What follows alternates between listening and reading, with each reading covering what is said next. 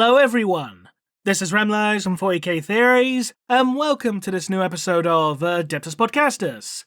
No Tactica Imperialis this week, but they'll explain why when they're next on the show. But don't worry, I'm not alone this week, for joining me as my guest is Aurelia Tempris. Hi, thank you so much for having me back.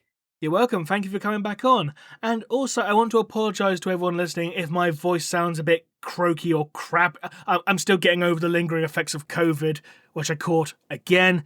You know, it sucks, you know, I think we can all agree on that, but how are you?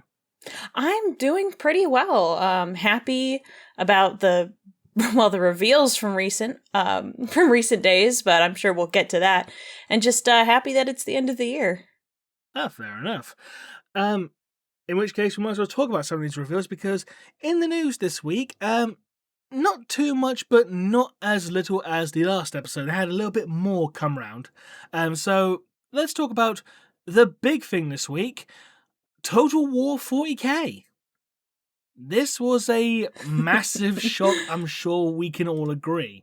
I mean, I know some people were kind of expecting it, but to be honest, I was expecting it to go more like Total War Age of Sigmar, especially with the reveal that Total War Warhammer 3 was getting the End Times DLC. Okay, I can see that. Yeah, I mean, I thought if they could do the End Time DLC, I thought they were going to go into Age of Sigmar next, but no, they're doing 40k. With our starting 4 factions being Space Marines, Astra Militarum, Orcs, and Eldari. Yeah, a decent selection, but a bit small, I feel. Yeah, it makes sense given how, and I am no expert. My friend Lore Master of Sotek, he knows way more than me, but it kind of makes sense for how Total War currently exists, where it's a bazillion DLCs that you can't keep track of. So I'm not surprised that they started it off like this.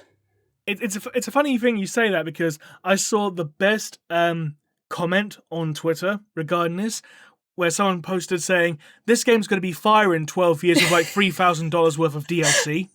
I just saw that. I saw that right before we started the call and I laughed. I mean, I know some people, I've seen some people complain online like, oh, Space Marines again. It's like, well, you kind of have to have Space Marines. It's 40k. They're like the poster child faction, whether you like them or not. So you kind of have to have them. But at least it's just one group of Space Marines, and we're not getting Chaos Space Marines as well. We'll get them as DLC down the line, I am sure, along with Tau, Drukari, Nids, Genestealer cults, you know, all that jazz, you know. And for some reason, my screen is flickering like crazy. What the actual hell? Let me just turn off my TV and turn it back on. So bear with me one moment. Hopefully that should fix it. The Chaos is upset that you're saying we don't have it yet. Yeah, it's still flickering. I have no idea why. Yeah, it must be a loose cable. I'll fix it in a bit.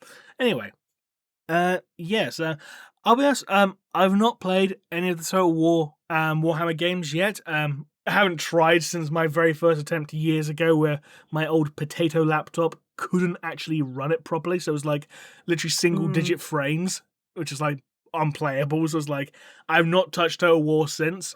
I don't know about you.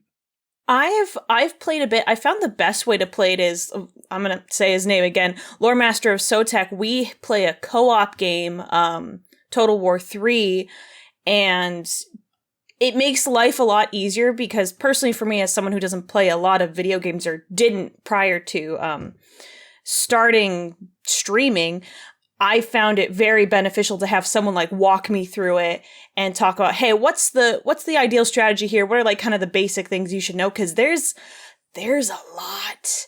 It's definitely daunting.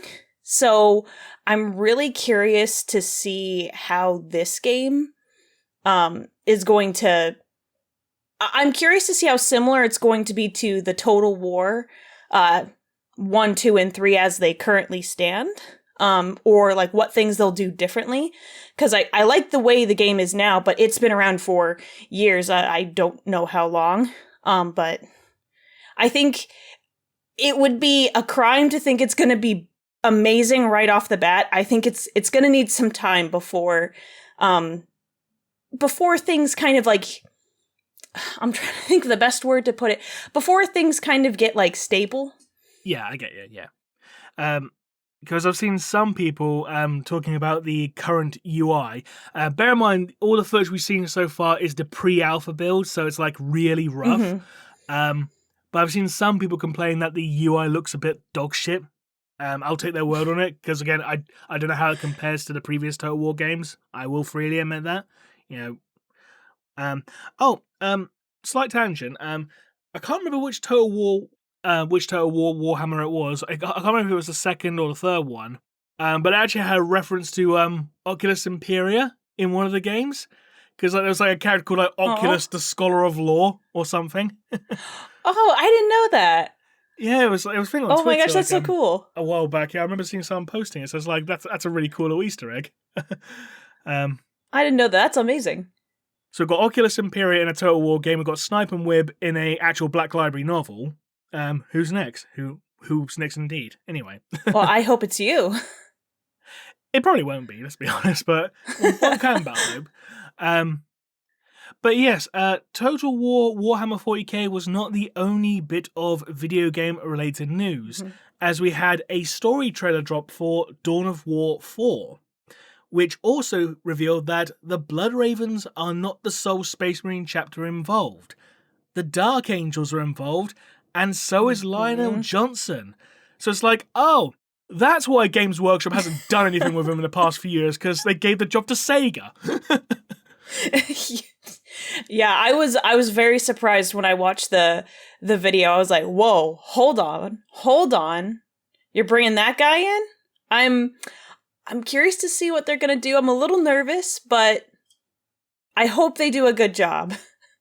Fingers crossed. I mean, I've seen some people saying like, oh, does this mean that the Blood Ravens are Dark Angel's successors? And it's like, not necessarily, because remember, like, the Blood Ravens turned up in Space Marine 1, didn't they? During the final assault. Mm-hmm. So by that logic, they could be Ultramarine successors, So sometimes you get Space Marine chapters just helping each other.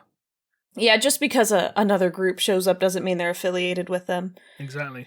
I mean, a good example of this was actually in Death of Integrity, because it was the Nova Marines and the Blood Drinkers teaming up, and they're Ultramarine and Blood Angel successors, respectively. So, good novel, by the way. I haven't read it. I will have to add that to my list. Excellent. You're still growing, is it? It's still growing, and now I've been corrupted with Warhammer Fantasy, so I have two lists to juggle between Warhammer Fantasy and Warhammer 40k, and I only have so much time in a day. Yeah, I know that feeling all too well. But speaking of books, voting is now closed, but a few weeks ago, we actually had the votes for the Black Library Book of the Year 2025. So I'm curious as to who's going to win that one, because obviously that included books like, Usharan, Fulgrim, Voidsguard, Paragon of Faith, Blade of Truth, and all that.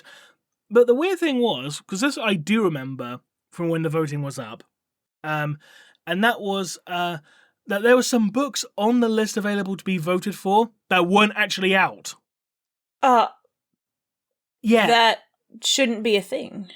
It shouldn't be a thing, no, but it's just one of those weird things, because it's like, hang on, why is this book up for voting when it's not out yet? Like, it was available to go on pre-order, but it wouldn't arrive in time for you to read it. So it's like, what the fuck? Genuinely. Yeah, that's bizarre. That I would not vote for that. That doesn't feel right. No. But anyway, what book do you reckon is going to win Book of the Year? Oh gosh, I need to look at the list of books. Unfortunately, you can't look at the list anymore because all it says is like, "Hey, this Typeform is now closed." Let me. Okay, what were some of them? I know you just listed some, but right. So some of them was Rise Nagash, Era of Ruin, Usharan, Ashes of the Imperium, which was one of the ones that was like, hey, that comes out like about literally like 2 days before voting closes. Good fucking luck. Vagabond Squadron, Tomb World, The Gobbo's Last Stand, Archmagos, Master of Rites, Fulgrim the Perfect Son, Starkeeper, Grotznik, and the Nanuka Caradon book. I've forgotten the name of it off the top of my head. Void Exile, that's it. and a few others. Personally, I voted for Grotznick because I love that book. So the only book that I read on that list was Fulgrim the Perfect Son, and that was okay. I like the other Fulgrim books better, but if I was going to guess what the people voted, people love their orcs, so Grotznick, but I also know the Carcharodon novels are very, very popular, so I wouldn't be surprised if that one won. It was a very good book, in fairness. Okay. I haven't read, that is also on my list of things I need to read, so I wouldn't be surprised if it was orcs or Carcharodons, but I say that without having read either, but I take your word that they were both good. I'm just going to go out on a limb here and say, like, I reckon it's going to be the new Scouring book that's going to win because, of course, it's going to be heresy related. Let's be honest. Which also brings me into the miniature of the year vote as well. Which again, voting is now closed, so you can't see the full list. But it did have the new Warp Spider Phoenix Lord, the new Logan Grimnar, the new Fulgrim, new Deathcore, new Death Guard, new Lucius, new Votan, new Tau, etc., etc., Ethan Shan for the Raven Guard and all that. And because whenever there's a Primarch model up for voting, the Primarch model always wins. I guarantee that Fulgrim's going to win this model vote. I guarantee it, because the Primarch always fucking wins. I was thinking that too. I'm like, a lot of great models that we got this year, because I like Lycus. That was pretty great. But Fulgrim's winning. There's it's not even close. No, I mean, especially when you got things like, the dragon for Cathay for Old World, I've forgotten its name. The Dragon Empress, whatever her name is. I know her name. I should know her name. I don't though. I can't remember either, but that was a spectacular model anyway. Hang on, I'm gonna find it. They also had great minis. What is her name? Kwai. Is that it? Kwai Yin? No, Mao Ying. That's it. Yeah. Personally, I voted for Ethan Shan, the Raven Guard model, because that was fucking beautiful. I do like that one a lot. When that one got released, I was like, ooh. I almost I thought about getting it, but I didn't. I have too much of a pile I need to get through first. Yeah, understandable. Everyone's got to have their own pile of shame, though, haven't they? I also still maintain the only reason that Ethan Shan became the new chapter master of the Raven Guard is because the current Shrike model looks a bit shit. I'm sorry, the Primaris Shrike model looks shit. I'm sorry. Ethan Shan looks badass, and you got Shrike who's just he really does. Shrike with his little, emo Peter Parker haircut. I know who I would follow. Depends if he's doing the dance or not. God, do people still make Spider-Man 3 references in 2025? Who knows? Anyway. I think so. Maybe. Maybe. And speaking of memes, because everyone loves to meme this guy, Abaddon the Despoiler is getting a Joy Toy figure, which, in fairness, it actually looks pretty good. It does. I saw it and I was like, oh, that looks pretty cool. Not entirely sure why the Nid skull on his trophy rack is grey and the other ones are bone coloured, but yeah, unless there's something we don't know, but I always assumed that they were, that cream color, not grey. You could argue it's like, oh well, you've got different kinds, so they could have slightly different bone structures. You could get into biology. It's not made from calcium, it's made from magnesium, which make it explode as soon as it comes into a little bit of rain. God, can you imagine having magnesium bones? That'd just be very inconvenient. That'd be terrible. That would be absolutely shit, to put it mildly. Well, okay, but hear me out. I could totally see a hive developing a kind of, I'm not sure what I can say and not say, but a sacrificial squad with magnesium bones in order to take out high priority or target units. I think that could be interesting, but maybe. Maybe. It just seems like a bit of a waste of resources just to create just kamikaze troops that aren't spore mines, but that's just me. No, that's fair, especially when you've got really stealthy units that can do that job really well already. Yeah, exactly. We've also got an addition of the rumor engine, which is this thing, which is like a flame attached to a stick. It's like a very, very primitive looking flamethrower. A very primitive pilot flame. Mm-hmm. So I'm guessing that's going to be for like Age of Sigmar. If I had to guess, like a very primitive looking flamethrower. Yeah, I can see that based on what you described, and I'm looking at the picture here. Yeah, the picture should also be on screen for everyone watching the episode as well. Don't worry. Yeah, it doesn't look particularly advanced, so I'm gonna agree with you on that one.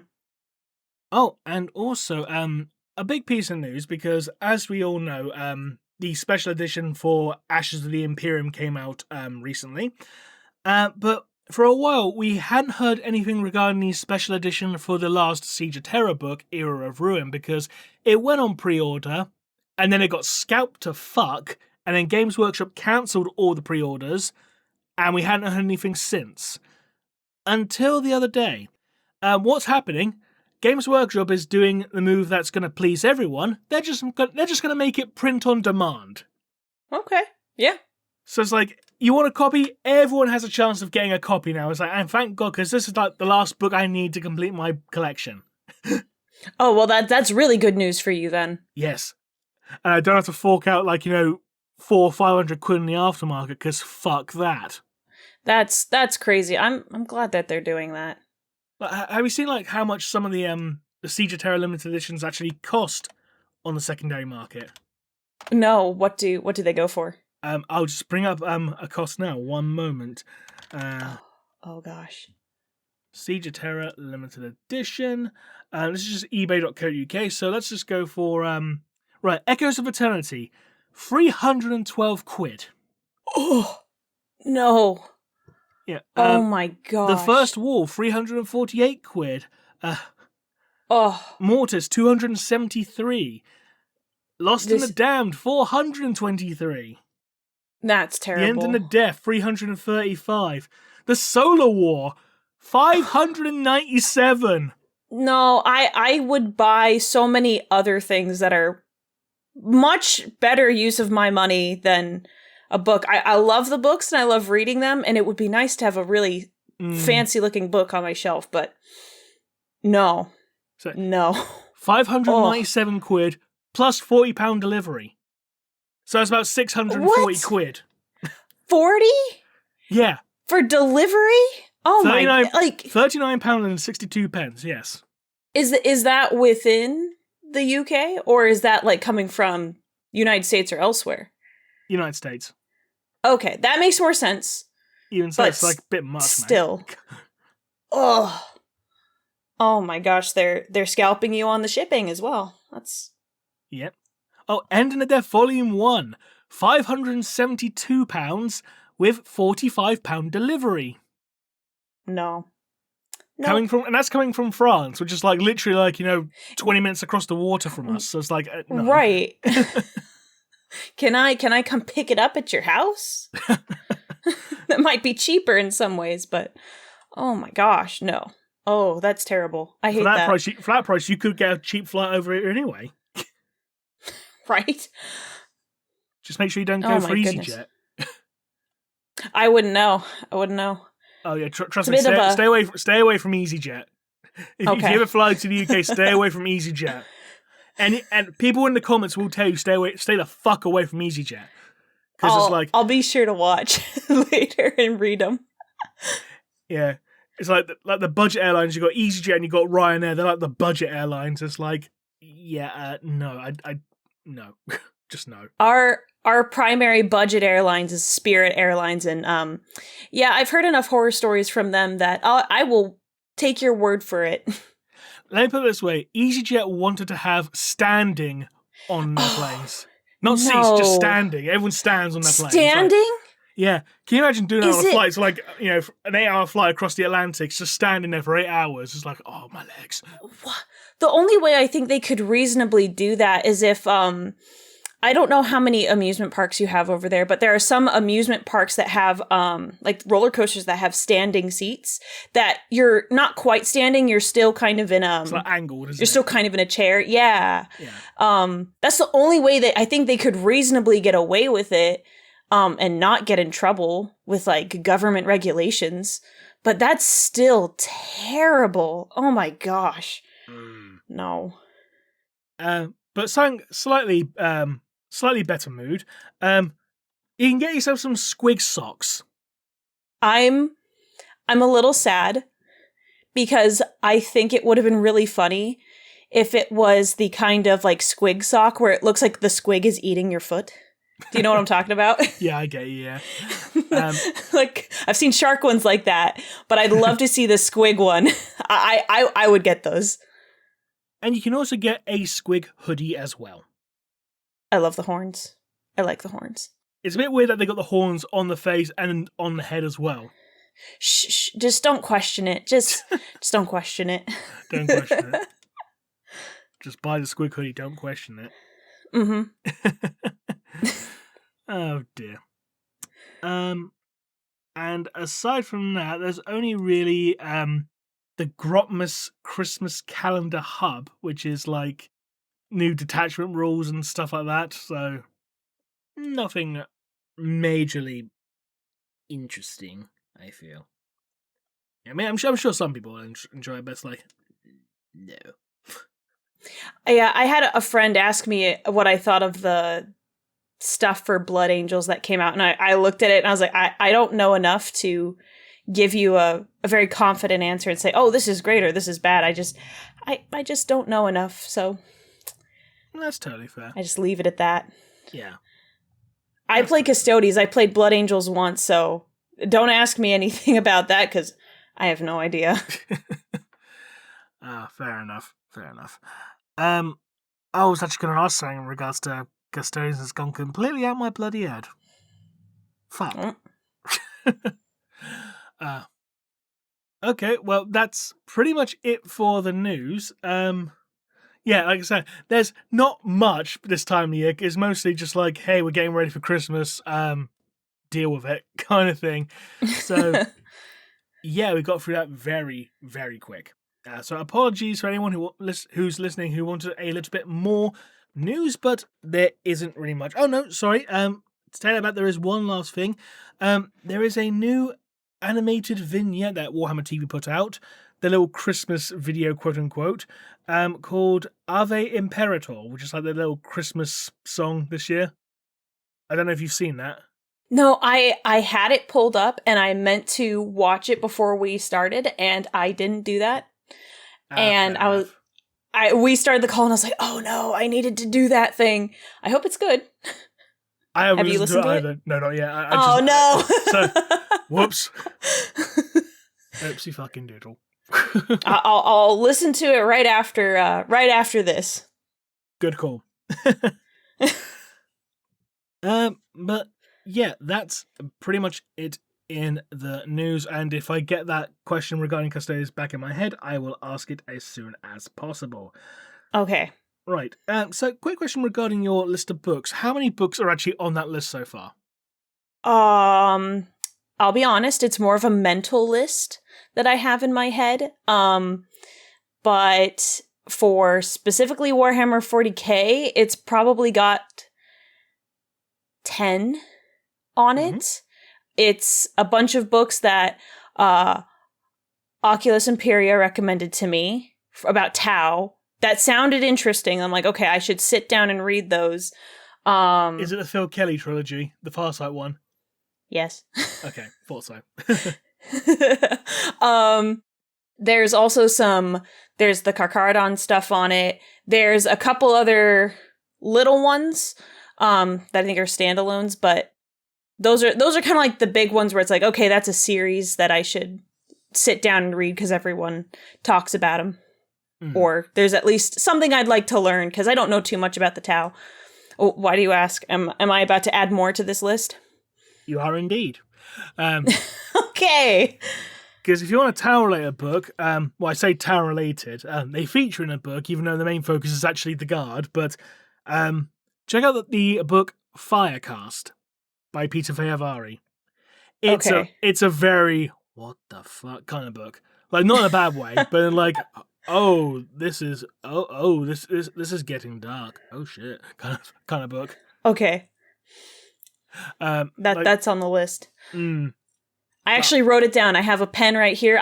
It's now on a piece of paper. Ah, good.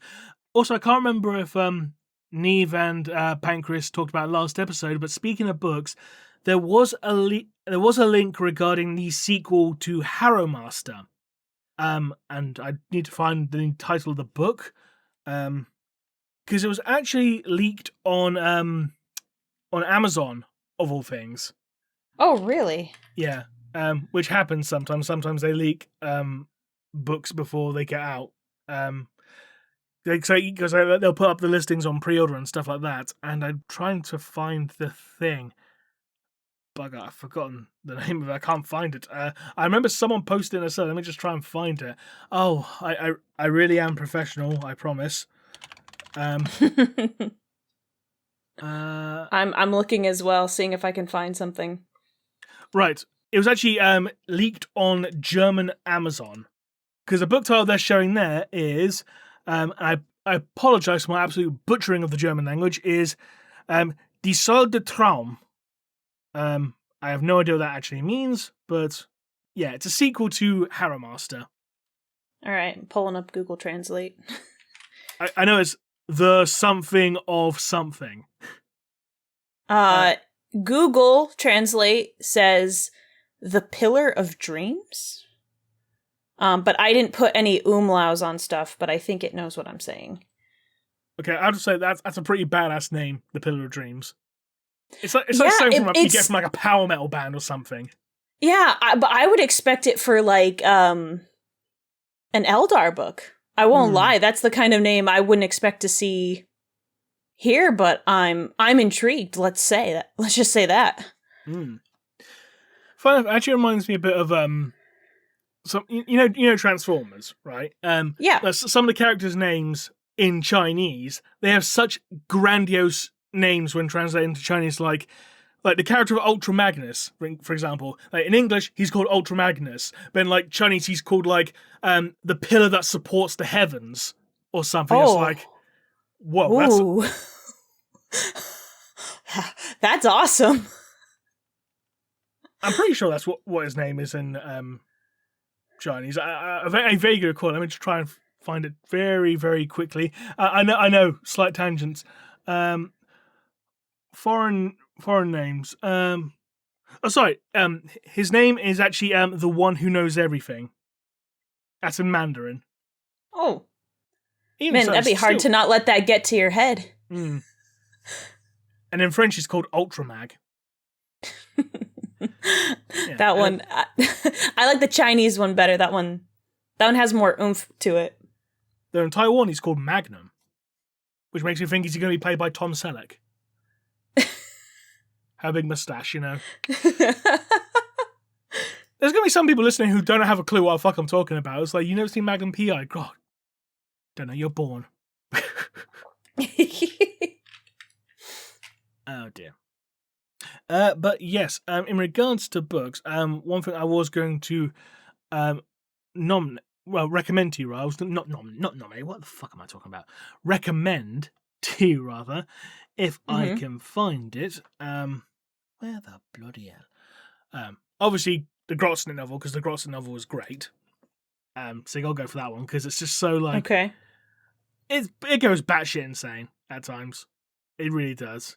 I mean, I'd be surprised if it didn't. It's orcs. And unlike some of the orc books out there, it actually does focus on the orcs.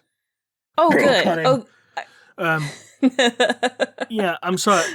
I don't get everyone's love for Brutal Cunning. I thought that book was shit. Because, like, it's marketed as, like, an orc book, and most of the focus is on the Abmech and the Iron Warriors. I think I didn't read that one just for that very reason. It's dreadful, in my opinion.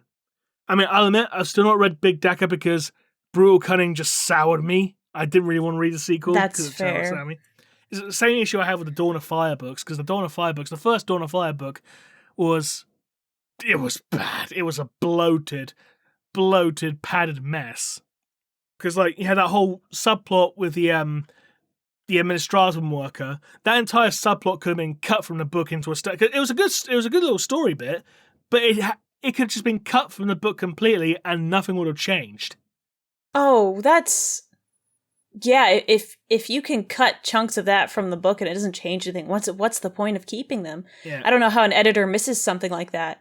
I say this not having read the book, but as someone who has read a lot, those subplots, they need to contribute something to the story, the main story. Yeah, because you know how like a book will have like an A plot and a B plot? Yeah. This book had an A plot, a B plot, a C plot, a D plot, and an E plot. You don't need that many. Oh gosh, no. I used to read like back in like high school and junior high. You read the fantasy books. That's what I read. And you don't. If you go past C plot, you're losing me. There's already way too much going on. Like you should only have 3 different point of views. Anything beyond that, it's just gratuitous. You can find better ways to write it, in my opinion. So hi, George R. R. Martin. I've only read one of his books, so I can't make much of a statement on that, but don't worry, we're probably never going to get his next book, let's be honest. Yeah, that's a whole other discussion that I find fascinating, but that's for another time. Yeah, but speaking of books you should read, 15 Hours. I already love this title, and I already feel like I know a good chunk of like, I feel like I understand what the plot is going to be. You've not told me anything about it, but I feel like I understand the premise. What's it about? It's about a guardsman's very first combat mission. Oh. And the titular 15 Hours is said to be the average lifespan of a guardsman on their first combat mission. I'm... Okay. Man, what am I... Oh, I guess I know what I'm going to be doing this season. And the best thing about... And very, very minor spoiler, and I say minor because it happens like right at the start of the book, so it's not really a spoiler per se. But the entire series of events for that book happens because of a clerical error. I mean, I'm not surprised. I'm not surprised. Because you have this administratum worker going like, okay, 694456, 649597. Hang on, was that 57 or 56? Oh, fuck it. It don't matter. Oh, gosh. So they're meant to go on like, it's really easy, like, what's the term? This little, just outpost, this little minor outpost where they stand guard, and they've been dropped into the middle of this, like, massive war zone. It's like, oh, fuck. We're not meant to be. It's our first day. We're not meant to be here. Buckle up, buddy. But that's... I like that little bit of, removed from the book, I like that little bit of comedy. Because it's like, wow, that's really depressing that's what the Imperium's like. But there's an element you're like, yeah, okay, that makes sense, though. I will say the book is very depressing, though. I mean, it's a very depressing book. That's why I said separate from the book. I was like, I bet you when you're reading it, you're like, wow, this is a tragedy. But it is kind of funny not having read it yet. It's more funny sad rather than funny ha ha. But yes, 2 books. The Twice Dead King series. Oh yeah, read those. You read them? Read those. Oh man, those were so good. Those were so good. Oh my gosh. It's one of the reasons I kind of start like liking Necrons. Like I kind of want to paint like a Necron or 2. I thought those books were awesome. I wanted more, but it ended at a good spot. Yeah. But I was pretty addicted when I read the first one afterwards. Like I need the second one right now. Like give it to me. Okay, something slightly different. Cal Jericho's Sinner's Bounty. Oh. Something a bit different because it's like it's a Necromunda book specifically, but It's so good. It's like, it feels like, a proper, like, 80s action adventure movie in a sense. Ooh, okay. It's one of those books that's like, it's just fun. It's a fun book. And it's got like, it's got comedy in it that doesn't feel out of place or wear out its welcome. Like, it's actually like, perfectly, implemented. It's used correctly. Okay, that's good. I like to hear that at least. That. But this is one bit, because it actually has a Beastman bounty hunter in it and a squat bounty hunter. And when you first meet the squat, one of the other characters says like, "Hello, Grendel, still short-tempered, I see. Was that a crack about my height? Why'd you go over your head? Hey." I feel like we've talked about this book before. I probably have mentioned to you in the past. I will freely admit that. I mean, now it's on a physical list, so at least it's there. But I vaguely remember us talking about this. Again, more people need to talk about it because it's a good book. Okay. And also, what am I going to do? You have so many good books that you've given me. I don't know what I should read next. I need like one where it's like, read this one next. You have to. This is the one. One thing I do want to ask, because I know you did read it for your Halloween stream, The Bookkeeper's Skull. What did you think of that? Oh, I liked it. It was really good. It was the right amount of intense, where I was not sure what was. It kept me in suspense, but it wasn't to the point where I was like worried or like. I wasn't scared. One of the books that I say that that was intense, that kind of freaked me out. Oh gosh, I want to make sure I say this right. What is that book? It is Agatha Christie's. What is it? It's one of her really popular ones. Is it The 10 Soldiers? I don't know. I've not read any Agatha Christie. It's a mystery novel. And then there were none. Oh, okay. It's that one is pretty. That one is kind of has that mystery, like murder element to it.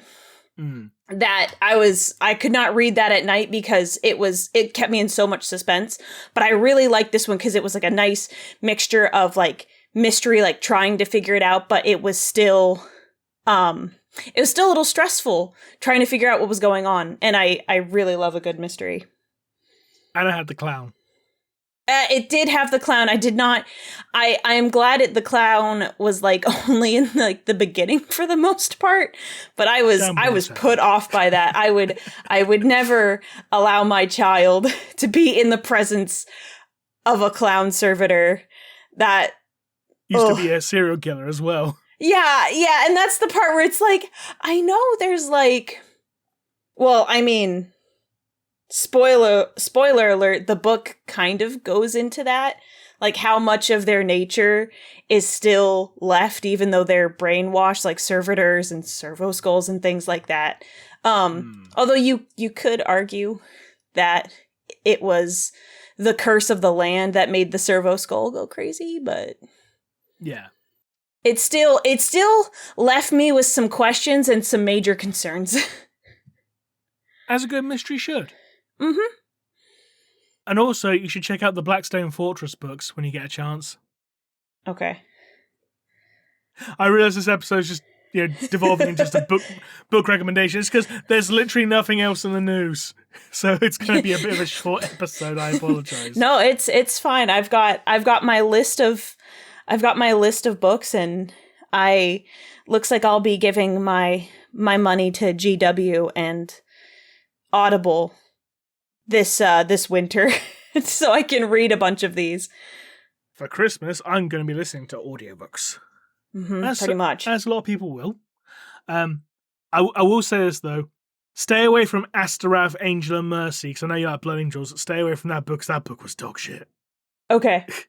I don't think that one was on my list, so that's good. Because when I talked about it, because I had the special edition, I include the bonus short story, And what annoyed me so much is that the bonus short story was literally just a rehash of the plot of the main novel. It's like, what's the fucking point? What? Yeah, I mean, if it was like a standalone short story, you can get on Black Library's website, that would be fine. It's like, okay, fine, but beat by beat, it's like pretty much identical. We're just swapping out a fishing city to like, a mushroom forest. That's it. Oh, well. It was bad. I mean, and the reason why I was so annoyed about it is because with the Dante novel, the bonus short story that came in the limited edition, it was like completely separate to the events of the novel, but does tie in that it explains why Dante hated the Angels Vermilion. It's like, right, this is the reason why. It's because the Angels Vermilion were doing this shit. And that's like actual useful lore and knowledge. Yeah. And to my knowledge, that particular short story has never been made available anywhere else outside of that limited edition. So unless you've read the limited edition, you've not read that story, essentially. Yeah, that's correct. I've definitely not read it. Yeah, I mean, don't get me wrong, I appreciate when, like, a novel can have like a timed exclusive, story in it. But it would be nice, like, if after a certain period of time, like maybe after like, 6 months to a year or something like that, they do make the short story available separately. Yeah, I could see that. Have they done that for previous books? They have, to my knowledge, yes. Oh, yeah, I guess if they've done that previously, I guess it is surprising if they've not released it, but I don't know what the ratio of released short stories, exclusive short stories versus non-release there is. Funny, there was one, I think it was like back in 2018, I think it was, they finally released a digital ebook version of the short story Wrath of Khan. Yeah, I know, stupid name, I know, but it's a pun, obviously, but it's about Khan the Betrayer. It was like a short story that was originally available in like Inferno magazine back in the late 90s. Oh, okay. And it was like, it had been reprinted in White Dwarf, but it was like only made available digitally in like 2018 or whatever. It's like, imagine going from like 1999 and waiting like, nearly 20 years. Right. To get that book digitally. It's like, Jesus.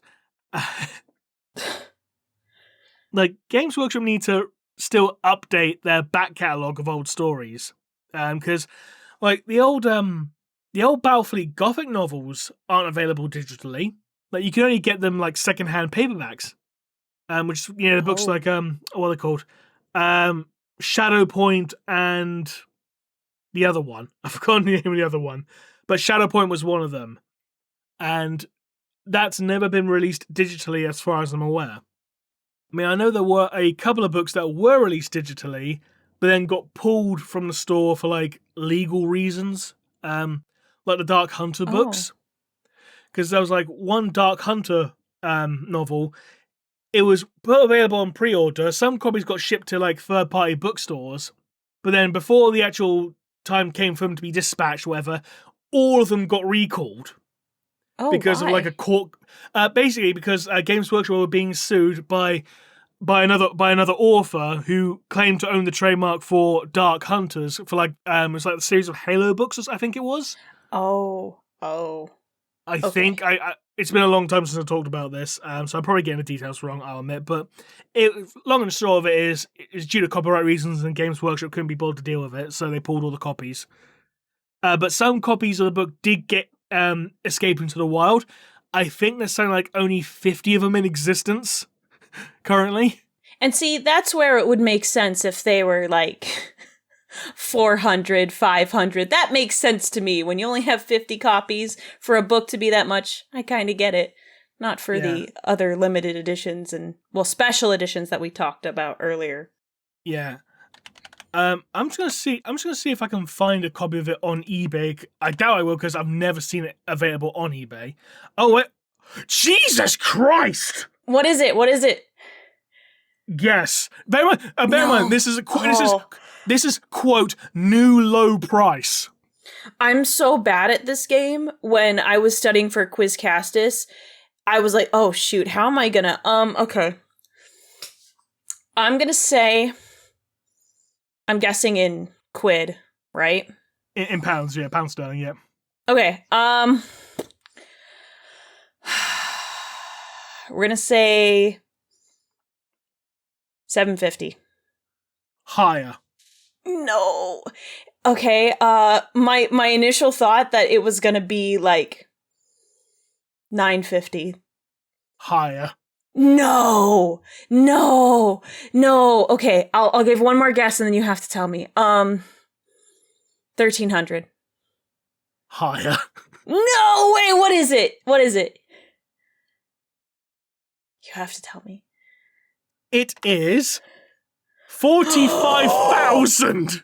No, £45,793 and 84 pence with £46.92 delivery fee. And bear in mind, this is the new low price. Oh I will post an image of this on screen just in case you don't believe me. I wouldn't believe you if you didn't send this. Holy cow. There's no way. You can understand why my voice cracked when I said Jesus Christ. Well, yeah, I mean, first off, I did not even notice the voice crack. I was just like, what is this price that is... There's no way. What? £45,793 and 84 pence with £46.92 delivery.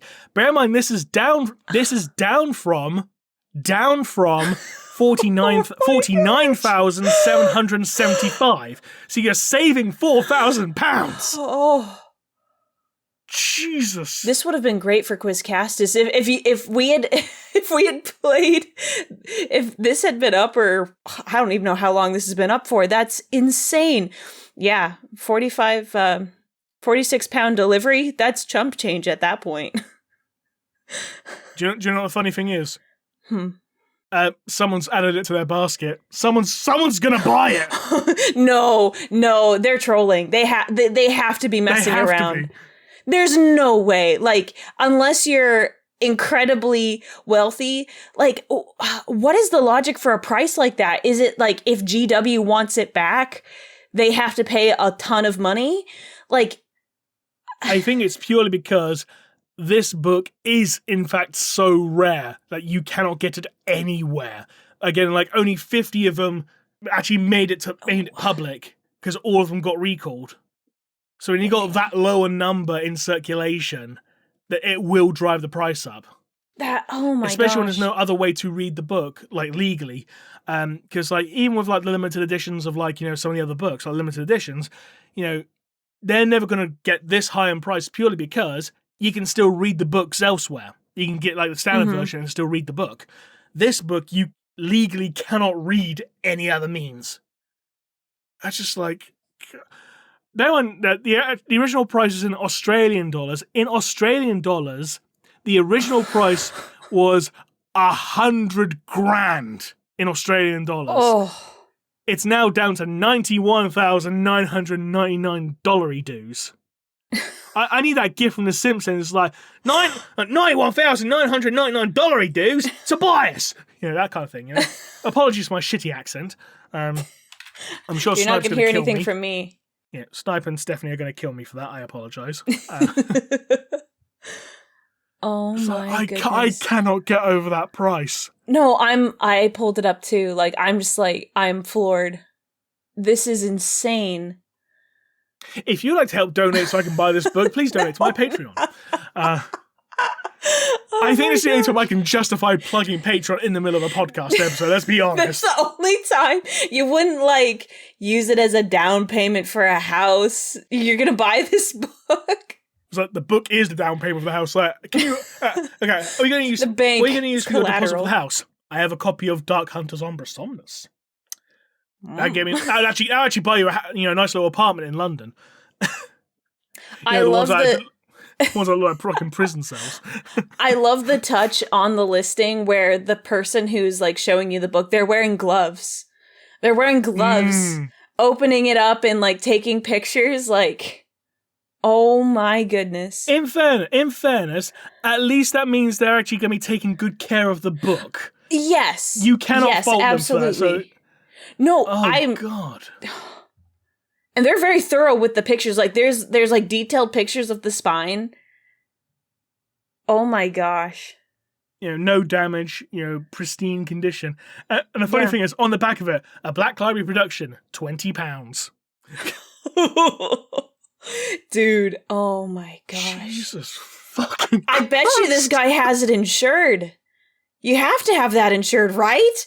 Yeah, for that much. Oh my gosh. There's a video too. Oh God. He's just picking it up. I was like, oh, I want to see more. Oh my gosh. I am saving this for Quizcasters in the future. I am going to keep... Well, you better not have me on for that one, because I'm going to remember this. I'm going to remember this, and right before I'm going to look it up and be like, all right. In fact, what I'm going to do, I'm going to add it to the Quizcasters server in my Games Master room, because... just so I don't lose it. There you go, it's there. I kind of have to. You're not going to put a little... You're not going to like it on eBay so you can come back to it later, so it's on your watch list? No, just in case someone actually does... Just in case a mad lad actually does buy it. See? I'm sorry? Oh, sorry, I must have cut out. I'm like, but like, if you keep an eye on it, you'll know like when someone buys it. I was agreeing with you. All right, sorry. Sale ends in 2 days, 19 hours. It's going to be over the sale, at least. I think probably by the time you release this, right? More than likely, yeah. Oh, it's a whopping 8% off. How thoughtful. How thoughtful. Well, you're saving $8,000 dues. Mm-hmm. I mean, that's not nothing. No, but it's like... I can't get over this. No, I can't either. Like, I feel like this episode's over. Like, I can't recover. Wait, on my screen it shows it's in 2 carts, so 2 people have it in their carts. Oh my God, 2 mad lads are fighting out. Did you put it in your cart? Oh God, I can't afford that. I'm going to... I have a mortgage to pay. I can't afford this shit. Oh my gosh. God, that's just blown my fucking mind. I don't know how else to carry on now. So no, we can't. In which case, I'm going to go up and see if I can put up some questions from the last episode. In which case, yeah. Why the fuck am I getting adverts from Mr. Beast? Fuck off. No, I don't want the Google account. I want the studio. Thank you very much. See, you could join the Mr. Beast games and then get a lot of money, and then you can buy this book. Think about that. Yeah, but I actually have self-respect. I was going to say that silence, that little bit, that said it all. Oh, dear. Right, let me try and find the questions. See if there's any questions on it, because I can't actually remember how many they actually asked. Oh, just the one. Okay. Would you be okay to read this question out, because I'm going to have to cough for a bit, sorry, so... Sure. I'm making sure I read it in advance. I have a horrible habit of, like, I'll read without, like I'll start speaking without reading the whole thing. Please don't die on this episode. That would not be good. I'll try not to. Anyway. With so many books and novels about 40K and its universe, new readers will potentially have a problem to know what is canon and not, because we always follow the protagonist in the books, and therefore only have that particular person's insight on the matter at hand. But there is also a chance that older readers won't know what is canon because GW will retcon some of its lore. With that said, what is the biggest misconception or faulty lore that you have seen or heard from other readers because they have only followed some books and novels and taken what those characters said and seen as facts? Well, I'll tell you the one that annoys me the most out of all these misconceptions.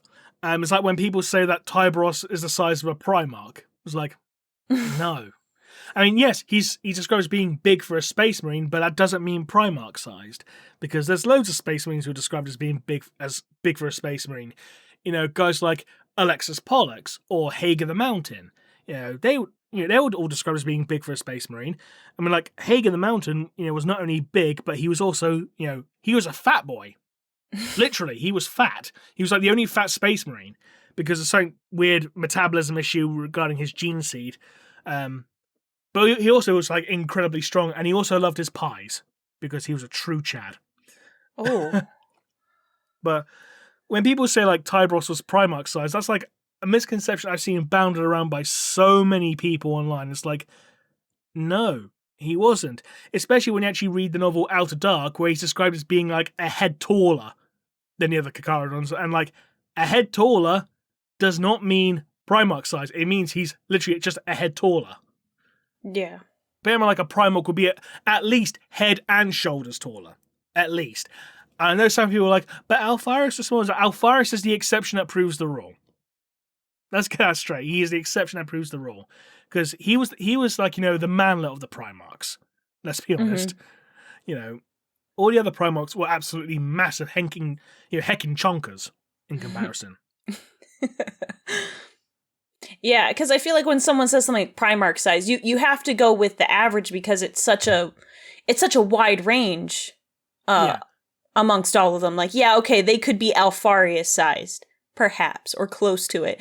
But that's not the same thing as saying, oh yeah, he's the size of Gilliman, who's definitely nowhere close to that.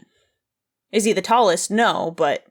yeah, it's like, you know, when people say, you know, when people use the term like, you know, oh, it's like, you know, the size of a dinosaur, you know, when you say size of a dinosaur, you think like, you know, like a T-Rex or like a Diplodocus. Mm-hmm. You don't think of like, you know, a house sparrow, which is a dinosaur because it's an avian coelurosaur, so it's a dinosaur. Yeah, but that's, you know, when you say dinosaur size, you don't say the size of a house sparrow. Right. Yeah. When you say dinosaur size, you think, you know, something as big as like a T-Rex. Yeah, same case with Primarchs. Let's be honest. It's the same case with Primarchs. Mm-hmm. So you're based on what this question is saying. You're saying that's like the biggest one, or is it the one that's the one that annoys you the most? That's the one that annoys me the most. Because there's a lot of, unfortunately, there's a lot of instances online where fanon is taken as canon, and it happens a lot. I'll be honest, like I've probably been guilty of this too at some point. I will freely admit, because like I've been involved in this for so long. Like sometimes you do get things mixed up. I'm not gonna lie, I've made mistakes in the past, which is why you know I always try and go out my way to rectify said mistakes, even if it's just like in a pinned comment, or more often than not, I will eventually remake the video from scratch to correct the mistake. Because I don't like misinforming people. I'd like to try and be as accurate as I can. I mean, do I make mistakes? Yeah, of course I do. Mm-hmm. I'm only human after all. But I try to fix any mistakes I make in future updates of said videos. So, that's why I don't like, when people spout fanon as canon. It's just like, like people will say so, and I'm like, okay, so where'd you get it from? Oh, I heard it from, I saw it on Reddit. It's like, well, there's your first fucking problem, Funny enough, on one of the Quizcastus episodes, it was the one before you were on, I believe. Okay. Because one of the questions was, name the order the Chaos Gods awoke, and someone commented saying that I was wrong because from the sources he could find on Reddit, he said I was wrong. It's like, mate, I literally quoted a fucking book. Yeah, in that case, like, I think Reddit is a good source of like getting information, but if like you got to double check with the source material to back it up. Because I mean, I've used Reddit for like, oh hey, I just want a little summary on this, and then someone has a good explanation. I'm like, okay, that's all I need. But for checking the facts, you kind of got to pull from the source material for that sort of a statement or correction. Yeah, I mean. Don't get me wrong. Some people will actually will cite a source. They'll turn around and say like, it's from this book. It's on like this chapter, or they'll have the full quote, like actual quote. So you can actually double check and look up on like the ebook version. And go, oh yeah, that's actually legit. Yeah, okay, fair enough. Yeah. But just be careful when, reading things online, because 9 times out of 10, well, I say 9 times out, at least 50% of the time, it's going to be wrong. It's the internet. So always check your sources. Mm-hmm. And not just for Warhammer, for everything. Well, yeah, exactly, yeah. Oh, pardon me. I'm getting a bit snuffly. I apologize for that. But yeah, exactly. Always try your best, to, check your sources. I mean, granted, sometimes, things will slip through the cracks. Again, we're only human, but at least make an effort. Which, funny enough, that's actually part of the reason why I really appreciate what Snipe and Wibben have been doing as of late, with like a bunch of like fan and debunking videos, like regarding the Lamenters and the Rainbow Warriors. Oh yeah, like so they'll actually go through and actually look through every single source to try and find a claim. As like, nope, not here, not here, not here. It's not mentioned anywhere. No idea where this belief came from. So yeah, just fan as can. Oh, it came from a fan fiction. There's your reason. Kind of thing. But yeah, they do good work. So that's go pretty subscribe cool to them if you haven't already. I have to check that out. I'll send you a link after the show. Yes, thank you. You're welcome. Yeah, so before we head on, again, I apologize, it's going to be a short episode this week just because there's bugger all to talk about apart from this ridiculously expensive book. I can't get over it. Jesus Christ. Did we talk about the book more than we talked about the news? I don't think so, but I feel like it's going to be pretty close. I think it is going to be on par, yeah. Is it 20-ish minutes versus like the 30 on the news? Oh, God. But before we go, we might have to talk about what you got planned over the holiday season in terms of your streaming. What have you got planned? So I don't have much. I have some real life stuff I need to take care of. So I don't have anything fun planned. By the time this episode comes out, a lot of my my scheduled streams are going to be pretty much wrapped up, but I will be around every once in a while for the occasional collaboration with other people, such as yourself, and just kind of popping in and out when I can. I just can't have a regular schedule during this time, but, it's the holiday season. It just kind of happens this time of year. Oh, yeah. I know that feeling all too well. Yeah. I would have been working more on videos, but dealing with COVID is a bitch. I'll say this now, because like when you're like part way through talking and you just devolve into a coughing fit, it's like, oh, this is gonna sound like shit. And, people deserve better quality than that, kind of thing. However, I will be working on a Let's Talk video, the week this comes out. So, because hopefully my voice will be fully cleared by then. Hooray! Yay! And I figure a Let's Talk video will be a little bit easier to get back into the swing of things.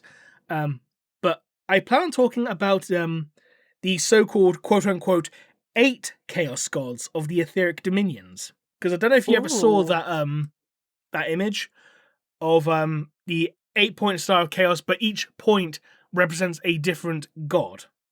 No, I don't think I've seen that one. Let me do a quick look. I can bring up an image if you want. Oh, I think I found it. Or I found a version. Let me... Is it this one? No, not a different one. Okay. Yeah, hang on, I'll see if I can actually... I got to remember the file name. Because I used it in an image, in a video of mine, rather, sorry. I just can't remember the file name I used to say the actual image. Right, yeah, this one. Oh. Yeah. I won't go into actual details of what I got planned. You'll see the actual thing on screen, so you know what I'm talking about here, when I mean like the 8, quote-unquote 8 Chaos Gods. But I will be talking about this and basically giving my thoughts as to which Chaos God represents each trait, essentially. Oh, this is... Because obviously you got like, Heedless Slaughter, Malevolent Artifice, Putrid Corruption, etc. Again, won't go into details just yet, because I want to save that for a full video. That's interesting. Funny enough, that actually came out as part of DLC for Horus Heresy. Because Horus Heresy gets DLC, don't you? So Yeah, I was just about to ask, like, oh, where is this from? I've not seen this before, but... It's from the most recent bit of... we're trying to find the actual file I got.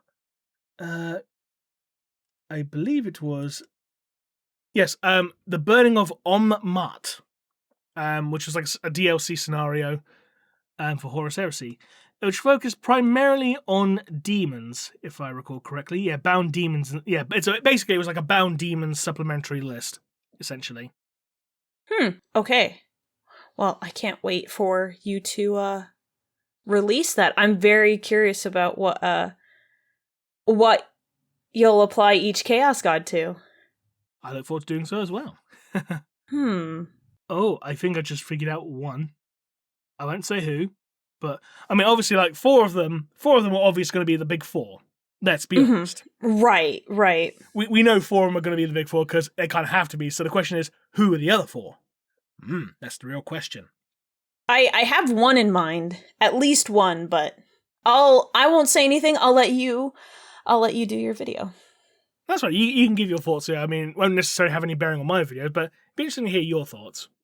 Well, the one that, aside from like the main four, Encroaching Ruin, I think of the Great Horned Rat. Oh, interesting. Yeah. That's not who I had in mind. I'll admit that. That's not who I had in mind, but okay. I don't have... I'll be honest, I don't have like a whole list of like, oh, who could go in which spot. That would be the harder one for me. It's like, oh, okay, who should go where? But I was first thinking of the Great Horned Rat. Interesting. So that's the only one where I was like, that could be interesting. But yeah, that's all I'll say for now. That's fair. Again, I'll say that's not who I had in mind, but yeah, I can see a reasoning from opening of initial glance. I can see why you suggested that. Well, I am very curious to see what you're gonna put together, and I will watch this video. I would say it's one of my choice. I know for a fact one of my choices is going to completely throw everyone aside. They're going to think like, wait, really? That guy? You think it's him? It's like, yes, I do. Because I'm in suspense. Because I'll say this now. I won't be just drawing upon 40k lore for this, obviously. So, yeah, should be interesting. But yeah, and because there is fuck all else to talk about, really, and I feel like shit due to still dealing with lingering effects of COVID, and I don't really want to die. We're going to cut this episode a little bit short, so apologies for that. 1 second. I'll cut that cough out, don't worry. You won't hear me spluttering and throwing up mucus everywhere. You know, like Nurgle got him. Tell you what, Nurgle's with me so much, I might as well start charging the fucker rent. It's like, you keep getting me saying you can pay the fucking gas bill this month. Fuck's sake. You know, kind of thing. It's the opposite of a guardian angel. It's like, Nurgle loves you. It's like, yeah, well, Nurgle can stop loving me and I'll get a divorce from him one day, I swear. But anyway. Yes, so thank you very much to everyone who tuned in for this episode. We hope you enjoyed it. And thank you very much to Aurelia Tempris for joining me this episode. Thank you so much for having me. This was a lot of fun, and I'm glad we got to talk about everything, especially about how expensive books are. Never thought we'd get to that, but I'm glad we did. Yeah. It just makes me sad that we'll never get that book available ever again due to legal issues, but it is what it is. But yes, so until next time, everyone, this has been Remleiz from 40k Theories. I took you. Oh, sorry, I forgot. Do I just say my name? Yes. And Aurelia Tempris. And we'll see you all again next time. Bye-bye.